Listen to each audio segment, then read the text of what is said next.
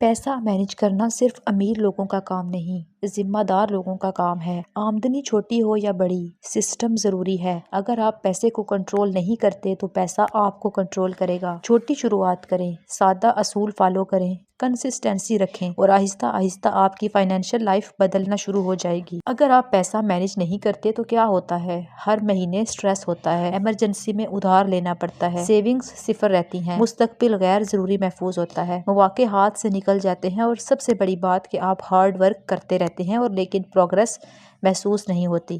ایسے لگتا ہے جیسے ٹریڈ مل پر بھاگ رہے ہیں، موومنٹ تو ہو رہی ہے لیکن آگے نہیں بڑھ رہے۔ لیکن اگر آپ مینج کرنا شروع کر دیتے ہیں تو کیا ہوگا؟ 6 مہینے میں ایمرجنسی فنڈ بن سکتا ہے، 1 سال میں قرض ختم ہو سکتا ہے، 2-3 سال میں انویسٹمنٹ شروع ہو سکتی ہے اور سب سے اہم، دماغ کا سکون ملتا ہے۔ پیسہ صرف نمبرز نہیں ہے، پیسہ فریڈم ہوتا ہے، آزادی ہوتی ہے۔ آزادی ہوتی ہے ٹینشن سے، آزادی ڈپینڈنسی سے اور آزادی خوف سے۔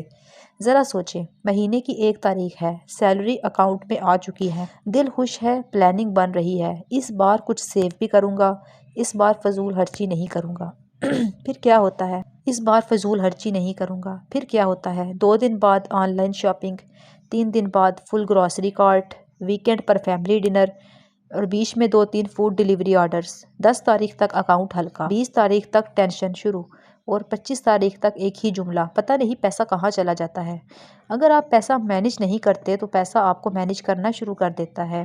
تو اصل مسئلہ پیسہ کم نہیں ہوتا بلکہ کنٹرول نہیں ہوتا۔ اکثر لوگ کہتے ہیں میری سیلری کم ہے، اگر زیادہ کماؤں گا تو سب ٹھیک ہو جائے گا۔ لیکن سچ کیا ہے؟ مسئلہ انکم کا نہیں، مسئلہ سسٹم کا ہوتا ہے۔ اگر 30,000 مینج نہیں ہو رہا تو 60,000 بھی مینج نہیں ہوگا۔ اگر 60,000 کنٹرول میں نہیں تو 1,00,000 بھی ہوا ہو جائے گا۔ ہم پلان کے مطابق خرچ نہیں کرتے، ہم موڈ کے مطابق خرچ کرتے ہیں۔ موڈ کبھی سٹیبل نہیں ہوتا۔